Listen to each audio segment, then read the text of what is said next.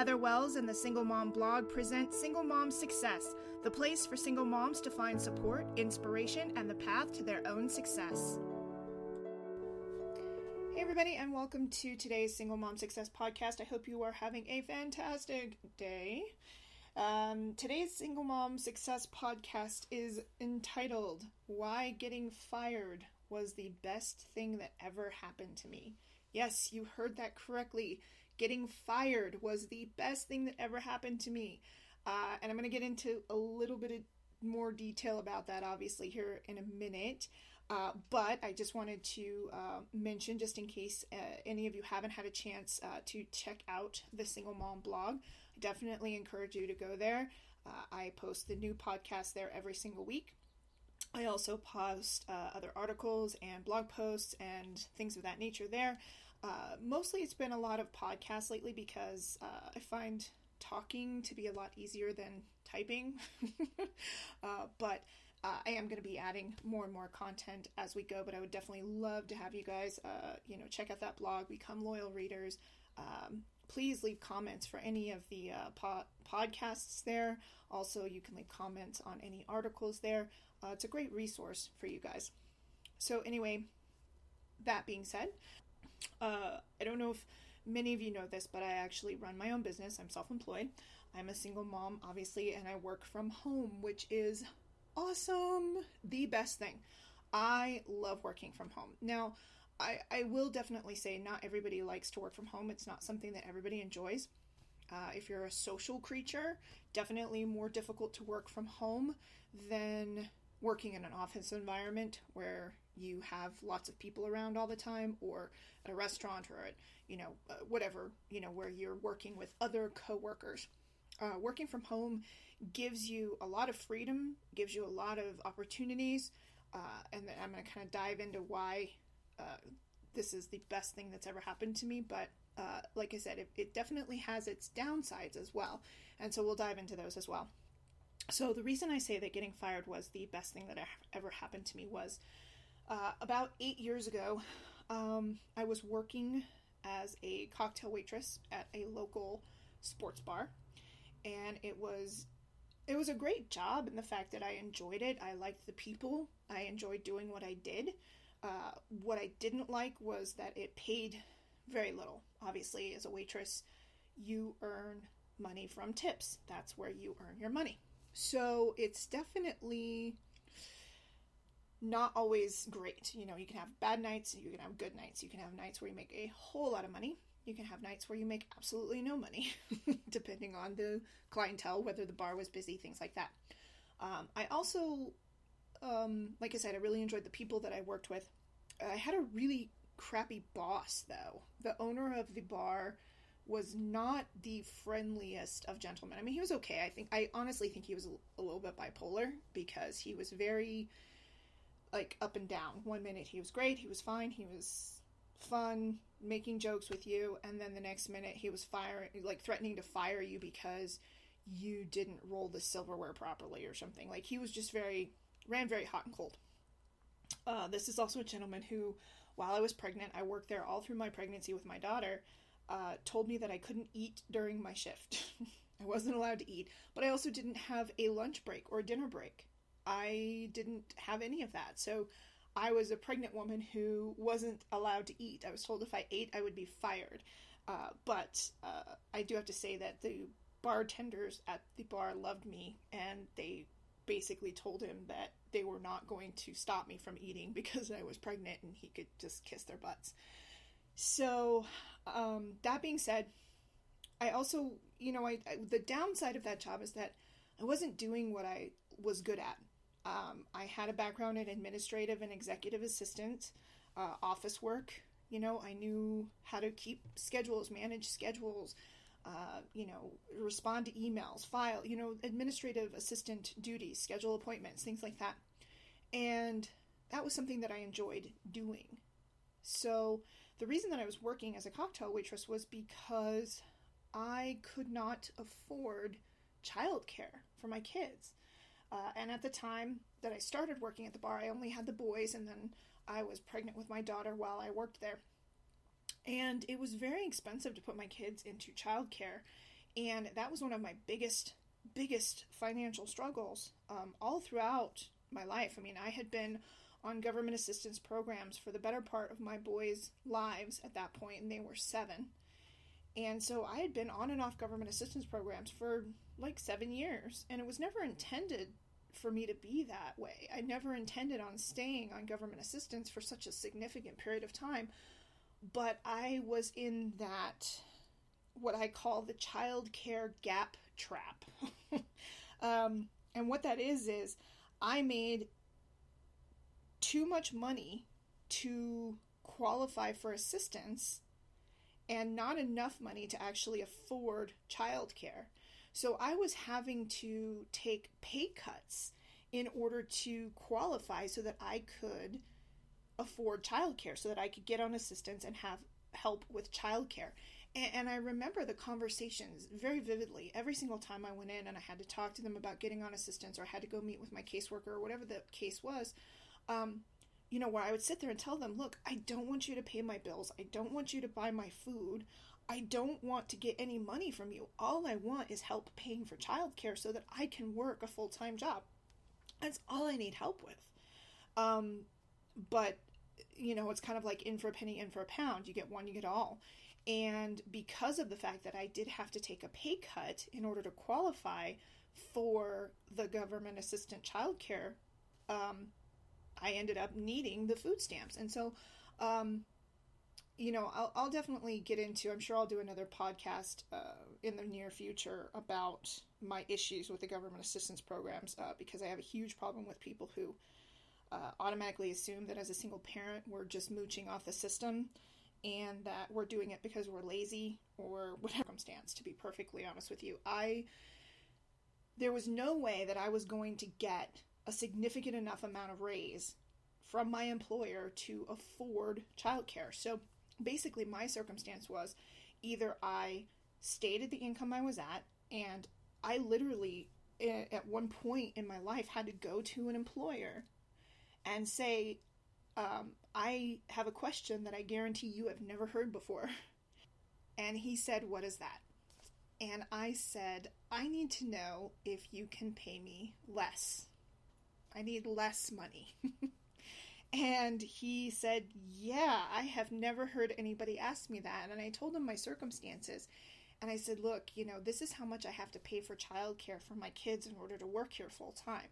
So one of two things has to happen. Because currently, at my current salary, I make too much money to qualify, and they're going to kick me off of my child care assistance program. And I make too much money by, get this, $112 a month. $112 a month, I was making too much to qualify for assistance, and they were going to kick me off. Now, I've heard this happen to people who make $5 over what they're supposed to make, and they get kicked off. Like, that $5 is the difference between being able to pay. It's like, an extra $5. Now I can afford childcare. Look at that. It's not how it works. So I was in a situation where I was in that little middle circumstance where I made too much money to qualify for assistance, but I didn't make enough to actually afford childcare, right? And in order to afford childcare, I would have had to have gotten a $15,000 a year raise. $15,000 a year. Now, I don't know many employers who bump you up that much all at once. Like, if I was to go and ask my employer at the time for a raise and say, hey, I know I'm making, $25,000 a year, that's my salary, but I really need to be making 40, so can we just make that happen? That's how much a raise I need, from 25 to 40. Or from 30 to 50. I need to make that happen so that I can afford childcare, so that I can work at this job. And it doesn't work that way. So because of that constant struggle, I was working jobs where I didn't have to worry about childcare expense, or my childcare expense was minimal. I could put my kids into an after-school program, but only like twice a week, because those are the shifts that I work during the day. So I was working like graveyard shifts. I was working overnights. I was working as a waitress in a bar. I was doing things that I was definitely overqualified for, but again, they were good jobs, right? I would never, ever, ever demean anybody who's actually working, whether it's at McDonald's, or waitressing or whatever the case may be. If you have a job, then you have a job and you are doing your part. But it was definitely not a career path that I was looking for. And so, after being at that job, like I said, I was there when I was pregnant with my daughter, and I actually worked up until the day before I had my C-section with my daughter. And I would have worked the day, 2 days before. I would have worked the day before as well, but my boss said no. I think he was really just afraid I was going to go into labor in the bar. But then I also went back to work 2 weeks after my C-section. 2 weeks after major surgery. And I did that because I had to. I couldn't afford not to. I didn't get maternity leave. Didn't get paid maternity leave, not from a waitress job, right? And I didn't have any money coming in because the way you make money as a waitress is from tips. So if you're not there, you're not making money, right? So it's not like I had vacation time I could use or anything like that. So I went back to work 2 weeks after. I was on extra strength Motrin, and I sat as much as I possibly could, but I went back to work because I had to. Very shortly after that, my daughter was, a little over a year old, and I remember very clearly I drove to the gas station, and I stopped off at the gas station to get gas and a pack of cigarettes. I was still smoking at the time. And I got a phone call from the owner of the bar saying, hey, Heather, just want to let you know, letting you go. I was like, what? I'm on my way for my shift. And he's like, yeah, we're going to let you go. And I asked him why, and he kind of hemmed and hawed about why. And, to this day, I still don't quite know why I got let go. But he did. He let me go while I was on my way to my shift. So, and it was so weird because I had never been fired before. I had been laid off, from companies downsizing, and from, just there not being enough jobs or whatever the case may be. I'd been laid off, but I'd never just outright been fired, ever, in my life. So that was really hard for me because it was just like, holy crap, I don't understand. And also not really understanding why it happened, because I thought, I worked really hard, I did a good job, and never really fully got it. But after that, I went home and I completely freaked out. And, anybody who, if you're a mom, a parent, and you don't even have to be a single parent, but I think for a single parent, it's doubly traumatic. But for anyone who has people relying on them, it's scary when you lose a job or when you don't have income coming in. It freaks you out like that. So for a single parent, it's even worse because you're pretty much the only one bringing in income. If you happen to be lucky enough to be getting child support and your ex is stepping up and contributing like they're supposed to, then that's great, but that doesn't take the place of a job, right? It doesn't, a couple $100 every month is not going to pay your rent. And so I freaked out. I was very freaked out. I was very upset. I was very unhappy. Crying my eyes out. Called my ex to talk to him. Well, he wasn't my ex at the time. My daughter's dad. And there was a little bit of drama there because it turns out he knew I was going to get fired and never actually said anything to me about it. So I was definitely upset with him about that. So I had about a half a day where I just had this total pity party and this just freak out of, oh my God, I don't know what I'm going to do. And then I said, okay, I cannot do this. I have to figure out what I'm going to do, right? I can't just sit here and panic. I got to figure out what I'm going to do. So I thought about it and I thought about it and I was like, you know what? I am tired of working as a waitress. I'm tired of working jobs where I'm not getting paid nearly what I should be getting paid. And, I got to figure out a way to get back into the corporate world and get back into, being an administrative assistant or executive assistant, back to what I was really good at. And so I sat down and I got the paper in the job section. And I was looking through and I was looking at the admin jobs and the things, and I was kind of circling everything and seeing kind of what was out there right now. Because it had been, I don't know, a good couple of years that I'd been working these just odd jobs. So I'd been sort of out of the loop and I didn't really know what the market was like for this type of work. It's one of those jobs where there's always going to be a need for it. But I didn't know. So I started looking around. But then I decided, okay, if I'm going to do this, I have to start figuring out childcare expense too. So now not only did I have my two boys who were only 8 years old at the time, but I also had my daughter who was now pretty much an infant. She was only a year old, roughly. And so I was like, man, what am I going to do? I have an infant now, so let me look at childcare expense. And I called up several different places and was horrified at the cost of childcare for my kids. It was going to cost me more than my rent. I pay $1,100 a month for my house, which is a lot of money. But I pay $1,100 a month in rent, and it was going to cost me a good $1,200 to $1,300 a month to put my children in daycare full-time. Now, my boys would be able to go into aftercare, but they would need to go all week, whereas before they were only going a couple of days, right? So I was going to have to put them into after-school programs Monday through Friday. So two of them, and I think it was like $120 a week per kid or something like that. So roughly, let's say $200 per week per kid, or $200 a week, times 4, so that's $800.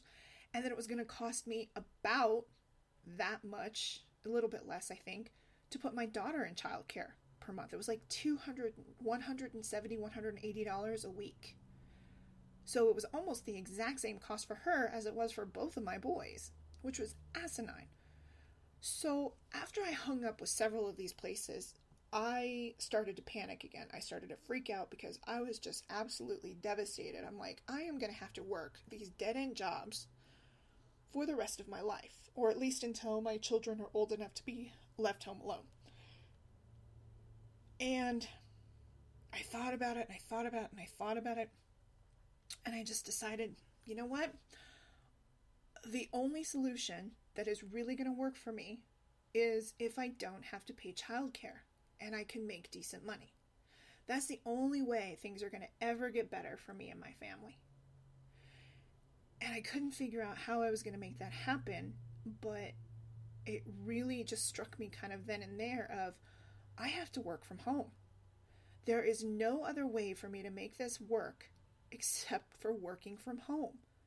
Because I can't afford childcare, but I can't afford to not make decent wages either. So at that point, I was like, okay, that's what I'm going to do. I'm going to work from home. Yeah, that's awesome. That's a great idea. That's what I'm going to do. Now, how the hell am I going to do that? How the hell am I going to do that? How am I going to work from home? Can you even work from home? I'm assuming people do it, right? So I started looking online, work from home opportunities. How can I work from home? And I spent about a day sifting through just a bunch of crap, like all the scams and the work from home opportunities and the, pay us $90 and we'll give you a list of legitimate work from home companies. Whatever. That's I'm not doing that.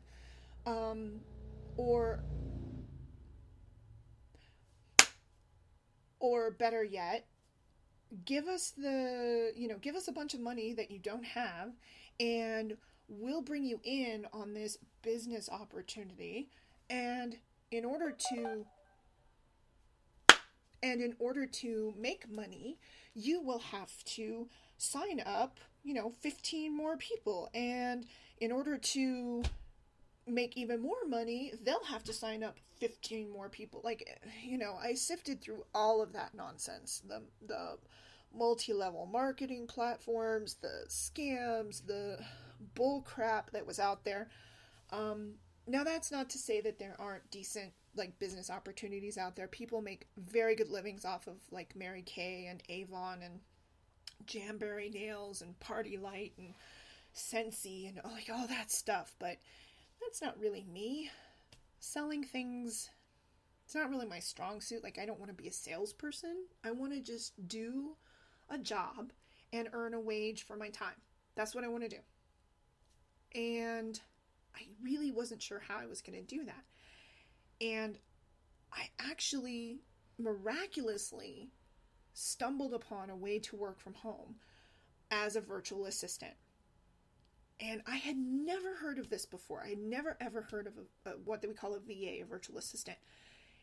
But I just happened to come upon an article about it, and I looked at it and I thought, that's exactly what I want to do. Because all it is an administrative or executive assistant who works in a virtual environment. You work from home using your internet and your computer and your phone and Skype or whatever, and email. And that was the best thing I could have ever found.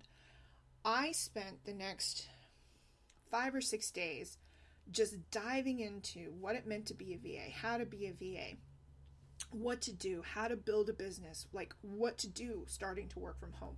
Do you need a tax ID number? Do you need to be incorporated? Do you need to, what are all of the ramifications of starting your own business and working from home? And I just, immersed myself in it. And I made a few mistakes along the way. Obviously, I think everybody does when they start out on a new business venture. I had to learn how I was going to do this job and how I was going to balance home life and work life.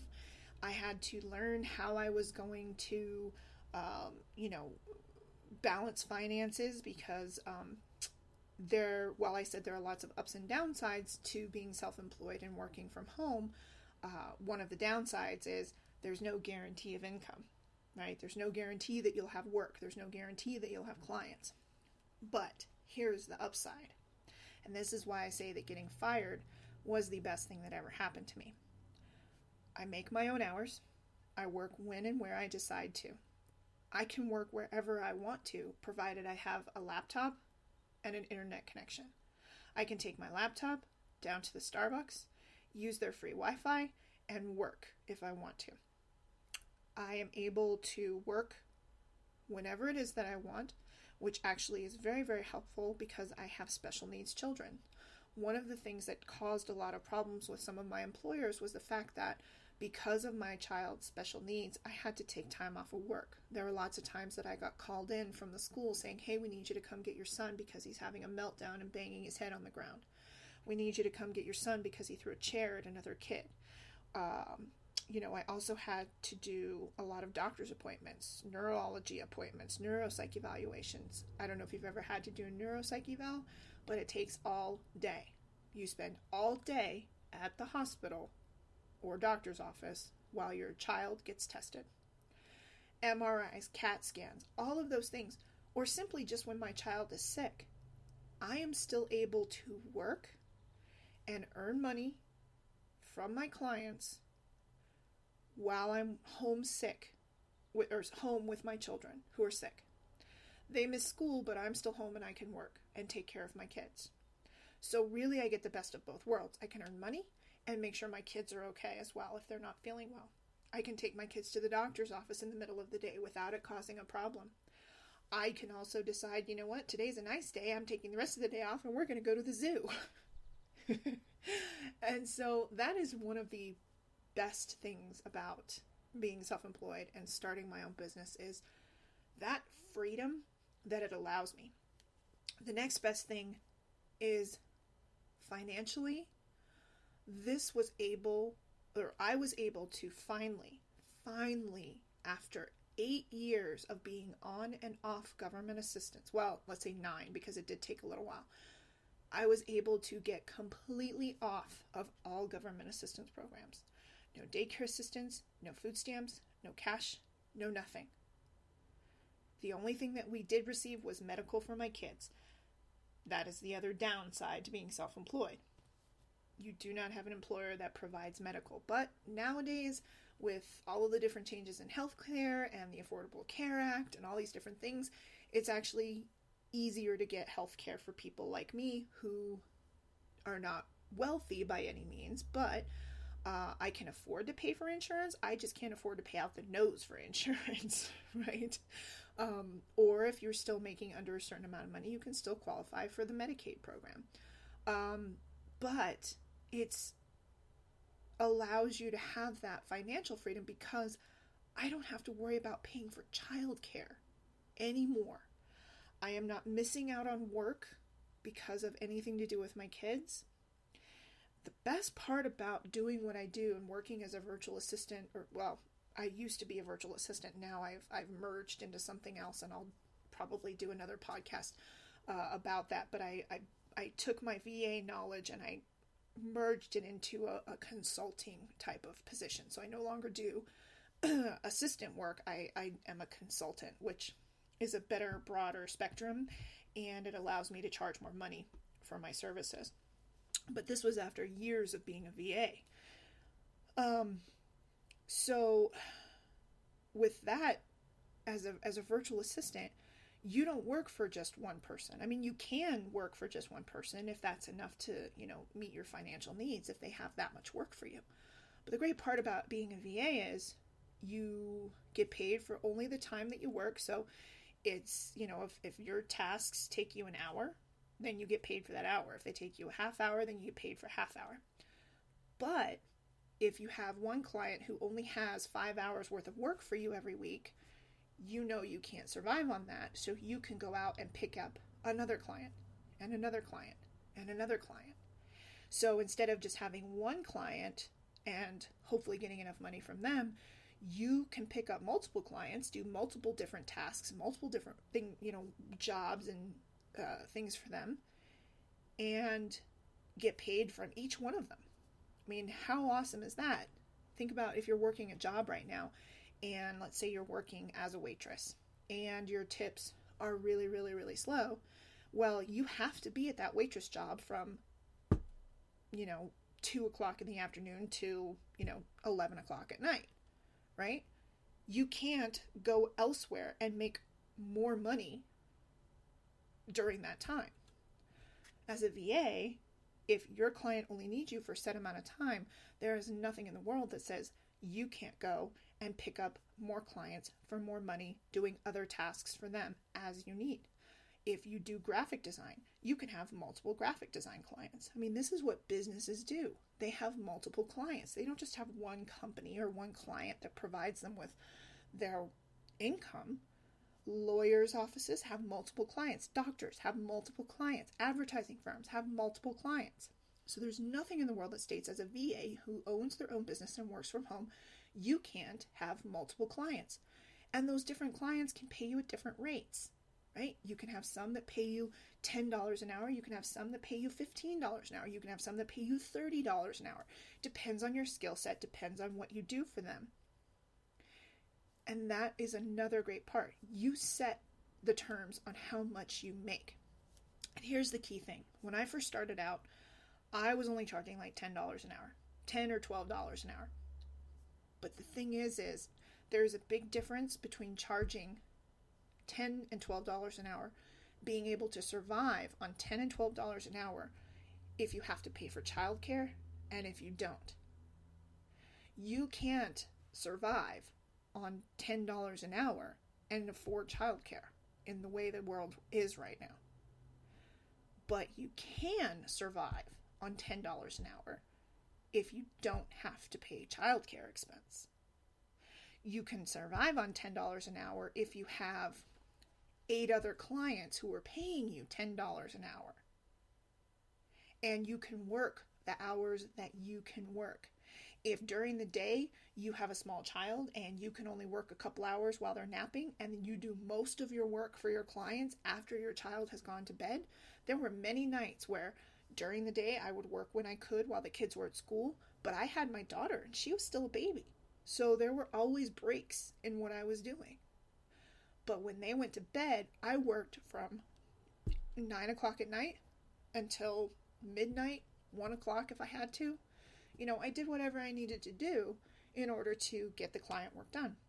But you have that flexibility. Not many employers can offer that. One of the other great things about it is if you have unexpected expenses, or when Christmas came up and I knew I needed extra money, or I wanted to plan for a trip, I would just go and pick up another client and say, you know what? I need another quick job. Here, I found somebody who needs somebody to do data entry for a couple hours for them, and they're willing to pay me $50. Great. I'll do that. No problem. Pick up $50. So it gives you a lot of freedom, and it was one of the best things that I ever decided to do. And I actually am getting ready to launch a program to help. I am actually getting ready to launch a program to help single moms who are interested in working from home find out how they can do that, where they can go specifically to find jobs, get clients, the best way to leverage their skills, the best way to present themselves so that they can pick up clients, what to do, how to start that business, what do you need to start the business, what are things to watch out for in starting a business. So just that general best practices, guidelines of that, as well as how you can increase your skill set so that you can pick up different kinds of clients, how you can expand your skill knowledge so that you are able to build your business, potentially grow it into something different like I did, where I'm now offering consulting services instead of just straight virtual assistant work.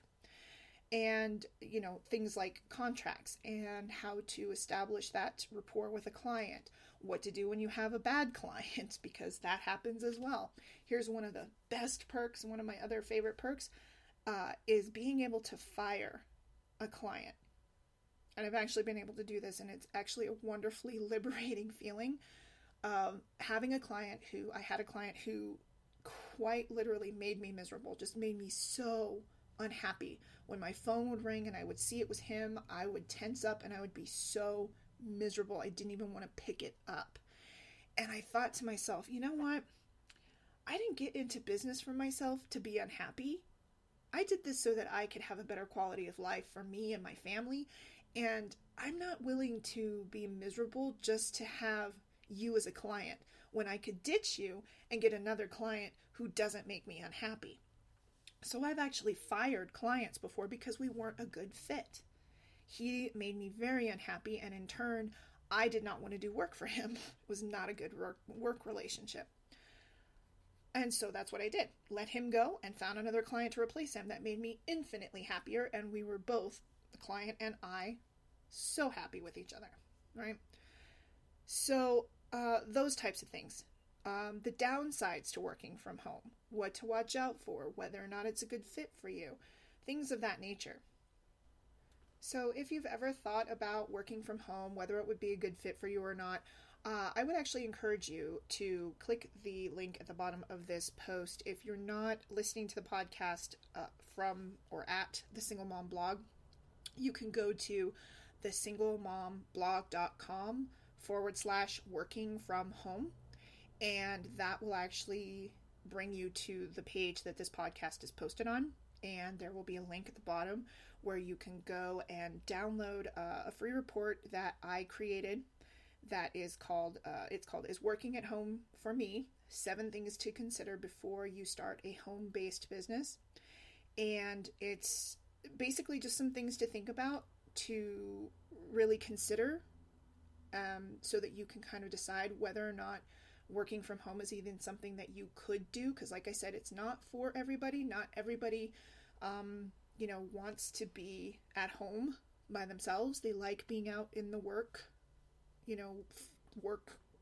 area with people and talking and, socializing and gossiping with their friends during lunch hour. It's definitely something where you sit in your home and you're often by yourself and there's not a lot of interaction with other people in person. You're talking to people through the computer or on the phone, but there's not a lot of one-on-one interaction in person.